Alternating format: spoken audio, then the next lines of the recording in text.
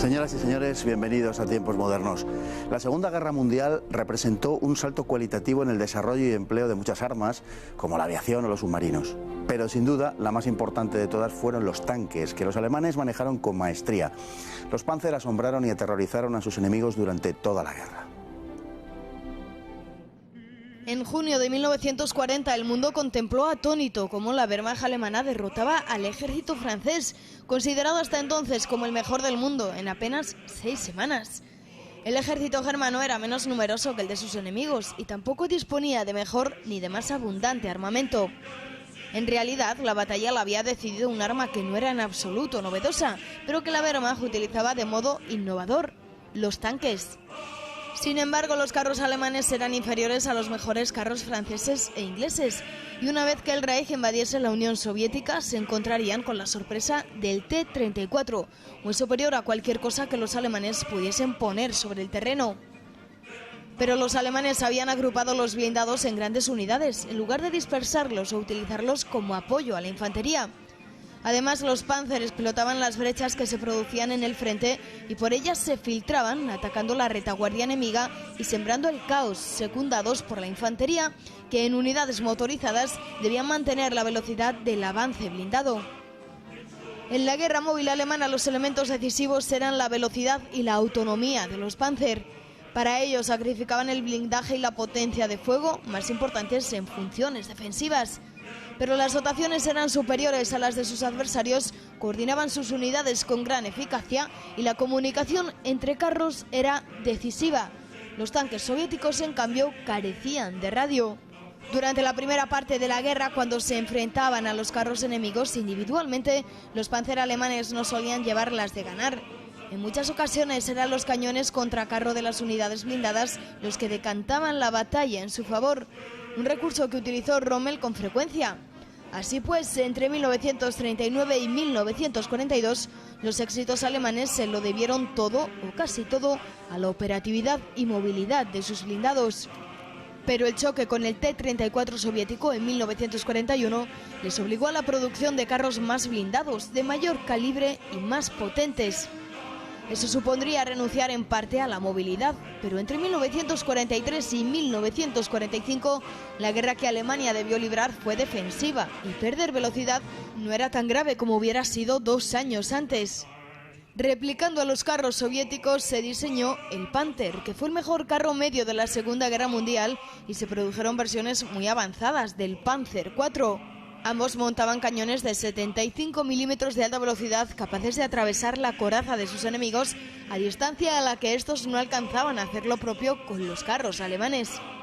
Entre tanto, había salido de las cadenas de montaje en agosto de 1942 el formidable Tiger, fuertemente blindado y con un poderoso cañón de 88 milímetros, que conoció una versión aún más potente en 1944, el Tiger II.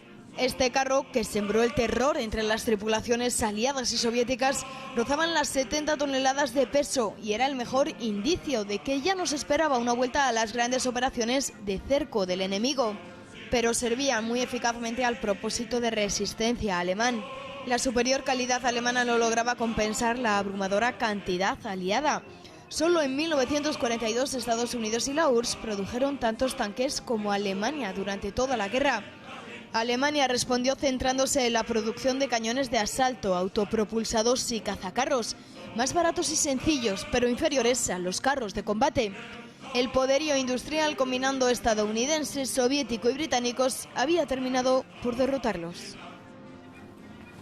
Y tenemos hoy con nosotros, por primera vez debuta, espero que le tengamos en más ocasiones, a don Manuel Pérez Villatoro, que es, entre otras cosas, periodista del diario ABC y que habitualmente escribe artículos brillantísimos, tengo que decirlo, de difusión histórica y lo hace francamente bien.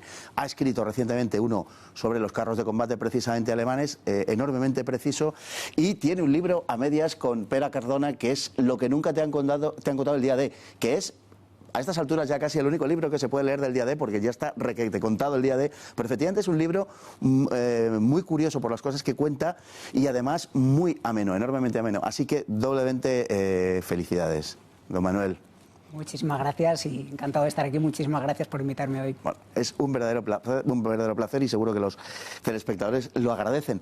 Bueno, la importancia de los carros en la Segunda Guerra Mundial le debe muchísimo a las teorías innovadoras de los años finales de los 20, años 30 y sobre todo para lo que estamos hablando de los Panzer alemanes de un teórico celebérrimo que es Heinz Guderian.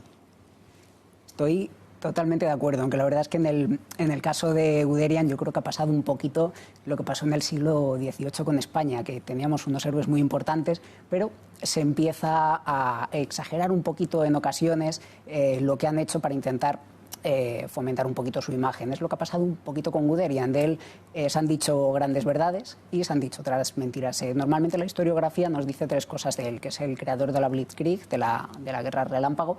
También nos dice que es el que inventa, el que cambia la doctrina blindada alemana y el que consigue renovarla del todo para usar los carros de combate de una forma independiente y no como apoyo a la infantería, como hemos escuchado en el vídeo.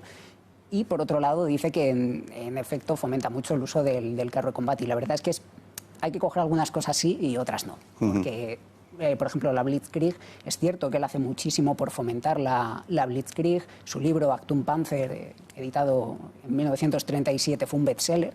Pero no es el único que habla de la Blitzkrieg. También había Volkem, que es un oficial también alemán, había creado otro libro anteriormente que se había vendido menos, pero que trataba más o menos, en esencia, lo mismo. En Gran Bretaña se habían hecho grandes avances con Fuller, pero sí que es cierto, y no le podemos negar a Guderian, que revoluciona la doctrina blindada alemana en una época, sobre todo, en la que venimos de la Primera Guerra Mundial, que es lo llamativo, ¿no? O sea, todos los países quieren utilizar los carros de combate como apoyo a la infantería y él va a cambiar totalmente eso. Y además no solamente es un teórico, sino que es un gran práctico de la guerra blindada, porque fue uno de los jefes del arma acorazada sobre el terreno hasta el año 41. Bueno, Hitler lo depone, pero lo recupera a comienzos del 43 para hacerse cargo del arma acorazada, de la producción, etcétera. Bueno, es clave el personaje que hemos citado, Hitler. Sin el apoyo de Hitler, seguramente la doctrina de carros nunca hubiera salido adelante. Hitler se entusiasmó con ellos desde la primera vez que los vio en 1943, en unas maniobras, y dijo justamente esto es lo que quiero. El carro de combate que permitía una guerra rápida y veloz, encajaba perfectamente con las intenciones de Alemania. Exactamente, y la verdad es que a mí esa cita me parece muy llamativa, que en el momento en el que Hitler ve en 1933 esos primeros Panzer con Guderian, además dicen que le dijo exactamente eso, quiero esto y esto es lo que voy a tener. Hitler es un personaje determinante, de hecho está muy cejado con los carros de combate. Es el primero que en 1942 y 43 quiere que los Tigres y los Panzer entren en combate a pesar de que todavía no están preparados. Está obsesionado posteriormente con el Maus, que tampoco se llegó a crear en su totalidad. Era un disparate. Un disparate, en efecto. Y lo llamativo es que tanto Hitler como Guderian luchan contra dos armas que son el arma de artillería y que son el arma de caballería, que estaban en contra de los carros de combate, porque claro, sobre todo la caballería en aquella época venimos de la Prusia clásica, ¿no? Nos están sustituyendo por blindados. Por máquinas. Por máquinas, efectivamente. Y por otro lado, sobre todo la artillería. En la Primera Guerra Mundial, casi todo el establishment alemán, los altos cargos alemanes eran artilleros por algo muy sencillo, que es que eran los que menos habían muerto en la Primera Guerra Mundial. Claro. Con lo cual siempre había como una especie de lobby, un pequeño lobby que le decía, no, tienes apuesta por la artillería. Y lo mismo pasó con los aliados, e incluso de forma más llamativa con la Unión Soviética, porque la Unión Soviética también desarrolló las teorías del empleo de carros tipo alemán, y tenemos el caso de Tucholsky, que fue uno de los que impulsó más denodadamente todo esto, pero curiosamente en 1939 se cambia absolutamente la mentalidad de apoyo de los carros por versiones mucho más conservadoras, achacando a un cierto espíritu burgués esa pasión por la máquina. Exactamente, es muy llamativo porque en la Unión Soviética se había trabajado, se trabaja con una idea que se llama la guerra en profundidad, la Globokoy-Boy, a ver si lo diré bien, en la cual se apuesta ya hay unos primeros avances, está bastante relacionado con lo alemán, o sea, hay carros, se apuesta por carros ligeros, carros medios, carros pesados. Bueno, habían colaborado juntos los alemanes y los soviéticos. En Kazán, exactamente, claro. Habían colaborado hasta que Hitler llega y rompe totalmente ese pacto, y a los alemanes, de hecho, les vino estupendamente, porque los alemanes por el Tratado de Versalles no podían hacer pruebas con los carros de combate y se van a Kazán a hacerlas. Es curioso porque en Alemania a mí me llama mucho la atención ver las imágenes de bicicletas y coches con grandes maderos y con grandes telas emulando los carros de combate para que los pilotos pudieran entrenar. Y en el caso de la URSS es llamativo porque al final se apuesta por lo que ellos llaman como una especie de guerra en múltiples frentes, una guerra en profundidad que abogaba por acosar al enemigo, pero que tiene todavía al final lo que bien comentaba, remanente de esa Primera Guerra Mundial en la que hay que atacar en varios frentes para atosigar al enemigo y no centrarse en uno único. Los blindados son una especie de mezcla sincrética entre potencia de fuego, blindaje, velocidad y autonomía. Se juega con esos elementos para hacer tanques, los alemanes lo hacen para hacer Panzer, digamos, más veloces o, por tanto, más ofensivos o más defensivos. Si se potencia la capacidad de fuego y el blindaje, estamos hablando de Panzer más defensivos y, en cambio, son más ofensivos los que son más ligeros. Curiosamente, es en la primera parte de la Segunda Guerra Mundial cuando los tanques se imponen sobre sus enemigos, cuando considerados uno a uno realmente son más débiles que los del enemigo, y sucederá lo contrario en la segunda parte de la Segunda Guerra Mundial, donde son más potentes porque tienen que cumplir misiones defensivas. Exacto. Además también es bastante curioso, ¿no?, esta mezcla de características primarias que tiene que tener un blindado, un carro de combate. Otto Carius, que es el mítico as de los Panzer, él en su libro, en sus memorias Tigres en el barro, comenta que lo achaca solo a 3 factores, que es potencia, blindaje y movilidad. Lo cierto es que se olvida un poquito de autonomía y yo creo que le debería dar mayor importancia, porque él, por ejemplo, en sus memorias insiste mucho en que el mejor carro de combate que ha probado y que, según él, hasta los 60 incluso para él no será superado, es el Tiger. Pero es que el Tiger fallaba, adolecía mucho en autonomía. O sea, el Tiger al final se olvida de esa parte. El Tiger tenía problemas en la caja de cambios, el Tiger tenía problemas en los motores, tenía que ser remolcado, según él, por 4 vehículos o por otro Tiger.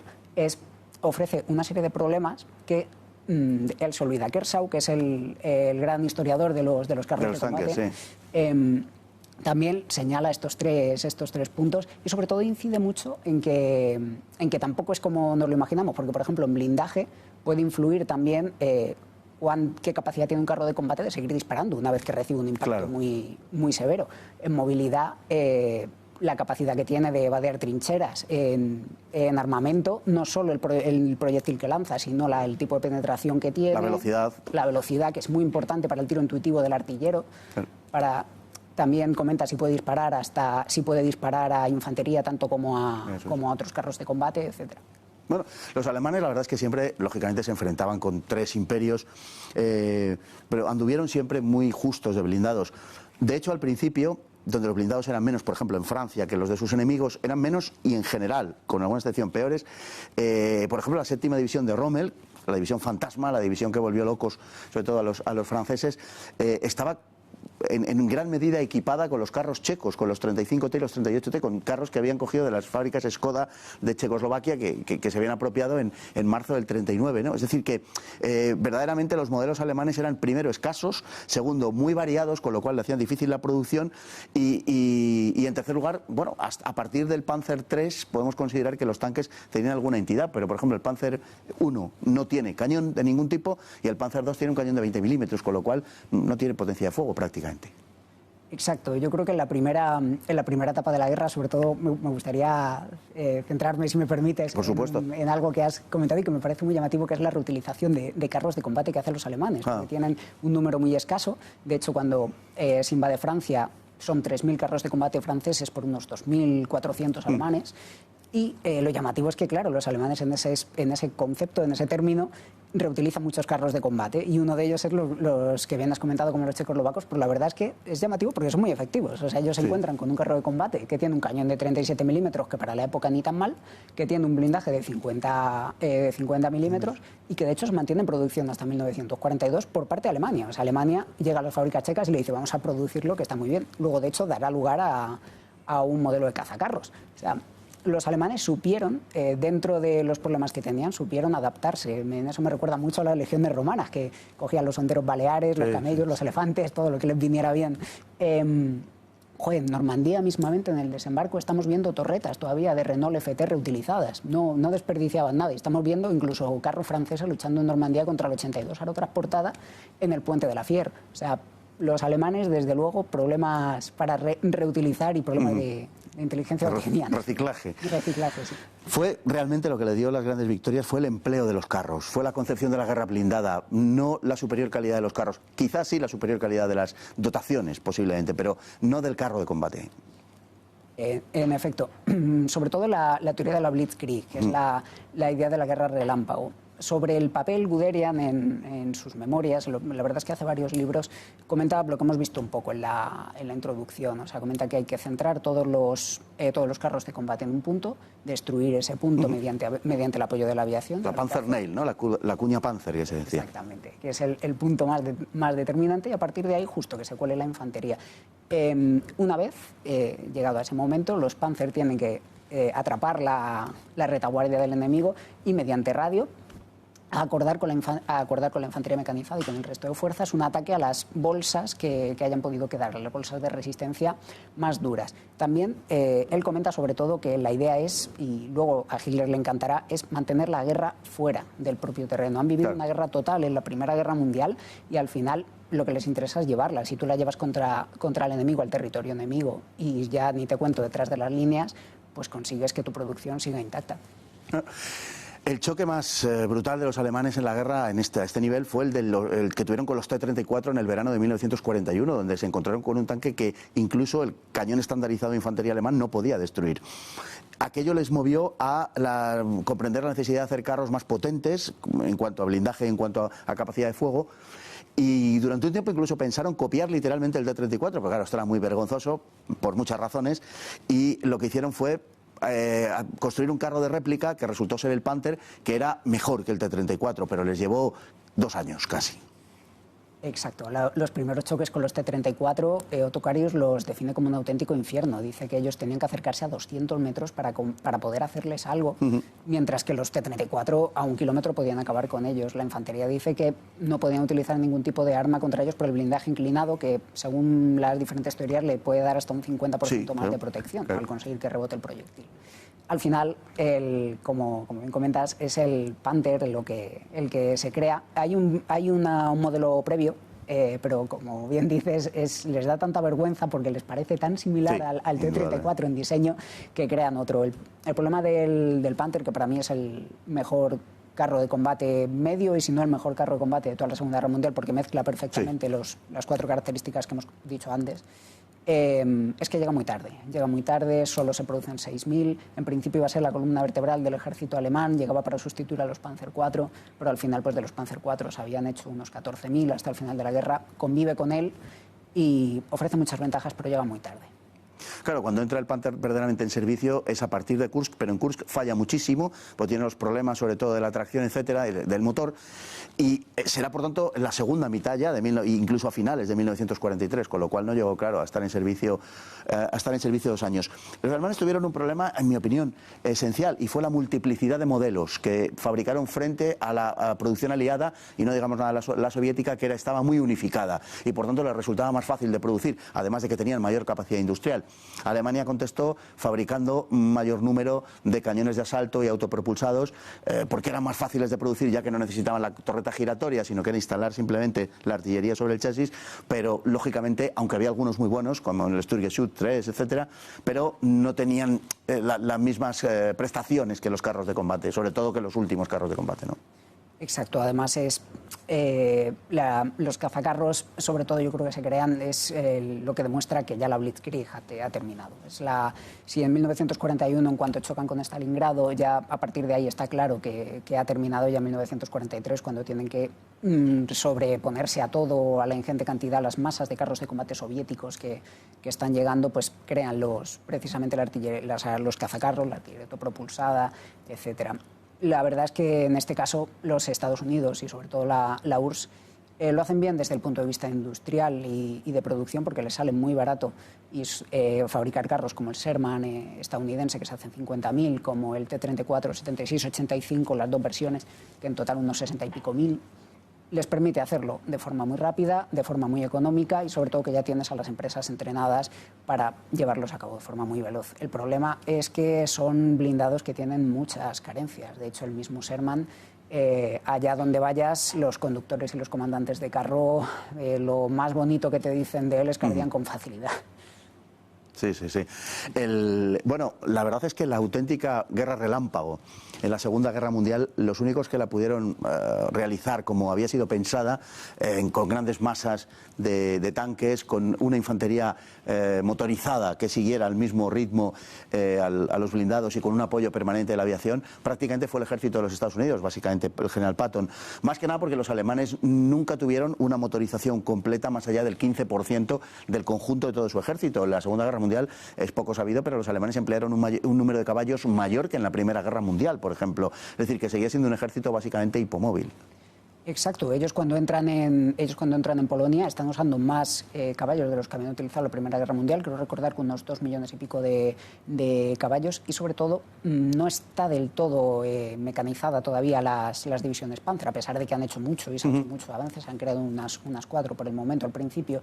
¿Qué es lo llamativo? ¿Por qué al final nos hemos quedado con esta idea de que los Panzer alemanes están asociados a la Blitzkrieg y que ellos fueron los que la llevaron a cabo de una forma general? Por la propaganda. Los mismos soldados alemanes decían que veían, cuando les llegaban las imágenes de la invasión de Polonia, que veían a los Panzer invencibles, que veían a Panzer I, a Panzer II destruyendo a los enemigos como si fueran los mejores carros de combate del mundo, cuando no era así. Los polacos acabaron con muchísimos carros de combate alemanes y los franceses con otros tantos carros de combate alemanes, porque era otra forma de combatir. Para terminar, si hay un carro mítico en la Segunda Guerra Mundial, seguramente es el Tiger, que sembraba el terror verdaderamente en las dotaciones aliadas y soviéticas, pero solo se fabricaron, aunque siempre hay alguna duda en las cifras, pero se suele citar la cifra de 1.348. Eran muy pocos, aunque fueran carros absolutamente excelentes, con un potentísimo cañón de 88, pero eran muy pocos para darle la vuelta a la situación, aunque quizás sí era el carro que Alemania demandaba en funciones defensivas. En funciones defensivas yo creo que era el mejor carro, uno de los mejores carros de combate de la Segunda Guerra Mundial. Era un carro con un cañón de 88 milímetros, un gran blindaje, ofrecía muchísimas ventajas. De hecho, creo que leyendo los informes sobre los T-34 de los comandantes de T-34 soviético y Sherman, decía que lo que más miedo le daba era encontrarse con un Tigre, que al final que parecía que todos los carros de combate con los que se encontraba eran Tigres. Pero es cierto también que tenía... Últimamente se ha creado esta idea, están haciendo esta teoría entre los historiadores de que no era tan bueno como se planteaba en un principio. Uno de ellos es Holland, que sí, pero... en sus últimos libros lo comenta un poco. Bueno, don Manuel Pérez Villatoro, muchísimas gracias. La verdad es que se ha pasado volando, por lo menos para los que nos gustan estos tipos de temas. La verdad es que ha sido muy, muy, muy ilustrativo. Muchísimas gracias, esperamos contar con usted próximamente aquí y hablaremos de su libro del día D, no tenga la menor de las dudas, que es apasionante. Y a todos ustedes igualmente, muchísimas gracias por estar ahí cada día y hasta el próximo programa, si Dios quiere.